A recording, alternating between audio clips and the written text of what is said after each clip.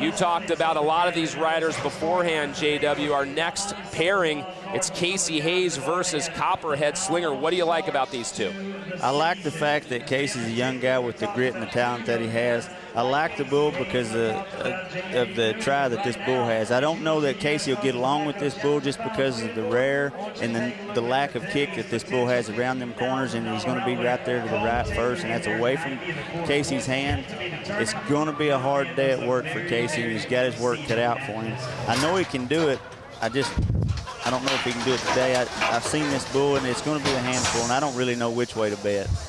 Well, if anybody can do it at the moment, Kasey Hayes certainly on that short list. You see he's ridden 8 of his last 10 bulls, as hot as anyone on tour, Justin. And this is a bull that, at least on paper, and there you see those stats, can be ridden.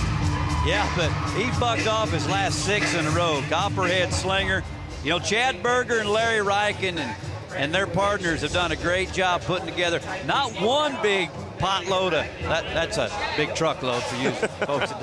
Sometimes you got to explain your terminology. Yeah. A pot-bellied truck for cattle hauling. Anyway, they put together 2 trucks. They've had them on the East Coast and West Coast. Pages have done the same thing. These guys are getting real serious about their bull power. And the thing about this bull is, if Kasey can get around that first initial corner where he's so high in the front and low in the back, then he evens out pretty good. If Kasey can get around that first one, I like his chances at that point. But that first corner is the treacherous one. I like the introductions during the opening ceremonies here. It sounded like half of southwestern Kansas came down after watching live on Versus last night to see this kid, the leader coming into today. I mean, now, they got loud. And if he rides this bull, they're going to rev it up here in the Ford Center at OKC.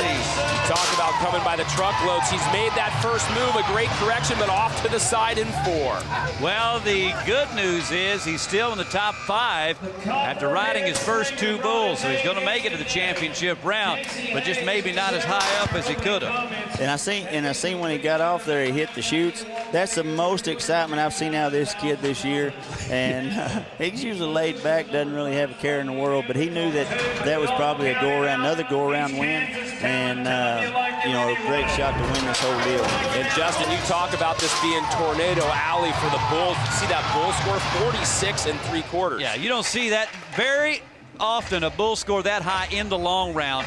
46 3/4. You know what? That is the 3rd highest bull score of the year. And that bull buck, there's no way that bull, you know, shouldn't have been scored that high. That's where he is supposed to be. That's a mudslinger son right there, doing it upright. And Kasey coming down early.